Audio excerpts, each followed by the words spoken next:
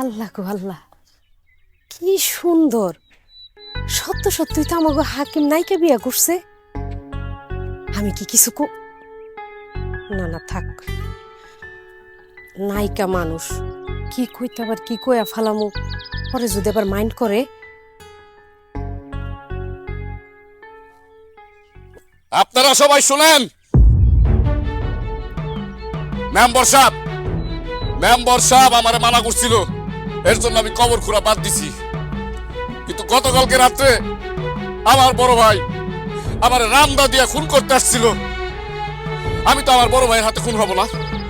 আপনারা গ্রামবাসীরা সবাই আমার জ্যান্ত কবর দিয়ে দিবেন। আমার ভাই সম্পত্তির কারণে খুনি হয়ে গেছে। হাকিম,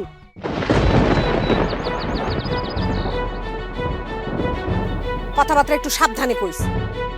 তোর ভাই মেম্বার বাড়িতে তোরা আনতে গেছিল, তুই আহস নাই। আর সেই মানুষটাকে তুই খুনি বানাই দিলি। আর কত নিচে নামবি তুই? এই ভাবি, এই তুমি কথা কম বলো।